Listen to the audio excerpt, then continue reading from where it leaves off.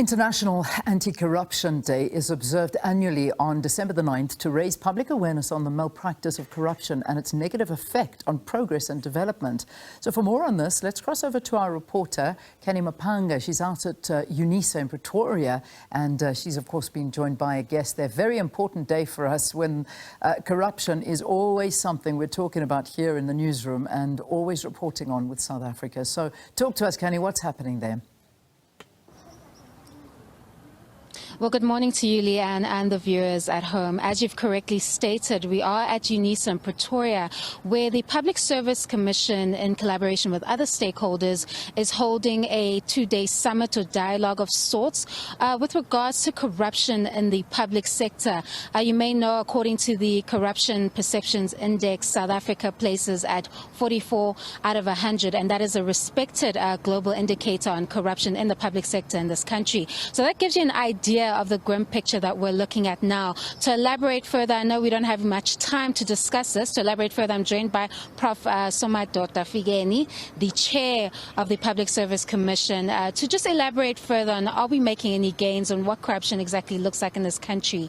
I've just spoken about this CPI index, which states that we are at 44 out of 100. Is that an encouraging figure? Is that us making progress, or is it still a grim picture of the wound of corruption in this country? It is still a grim picture. There is still a lot of work to be done. If we take the Zondo Commission report on state capture and a dozen other reports, it shows that corruption is almost institutionalized in the country. Now this conference is meant to mobilize all key stakeholders in all three branches of government, Chapter 9 institutions, Chapter 13 institutions, to say let's join hands together with the law enforcement so that the ecosystem of corruption is disrupted and a new ethical public service is created. How did South Africa become so numb to corruption taking place in this country at such levels?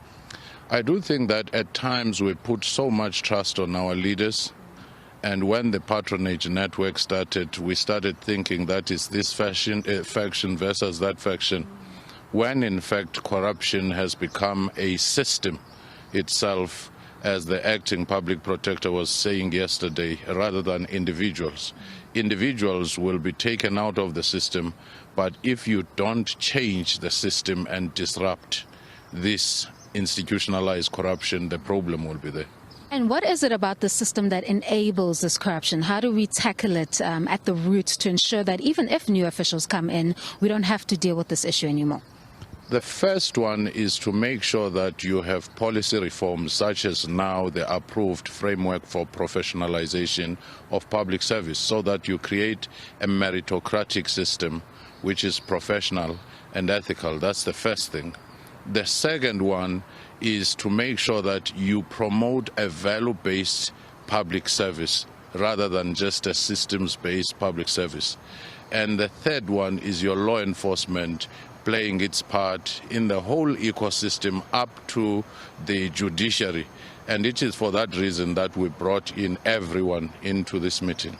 And lastly, can I quickly confirm, we know that the President has to attend to an NEC meeting. Will he still be giving the address or keynote address at day 2 of the summit and dialogue? Unfortunately, despite all efforts to try and adjust, it looks like the NEC has taken, over his schedule, in a sense, together with the Premier of Gauteng. But we still have the Chief Justice, Raymond Zondo, the Deputy Speaker of Parliament, and the whole range of other speakers who are speaking today. All right, thank you so much. That was Prof. Fikeni, the PSC chair, just confirming that the President will no longer be joining us at this dialogue due to the ANC's NEC meeting today, but confirming that we will still expect a keynote address from the Chief Justice, Raymond Zondo, today here at this dialogue.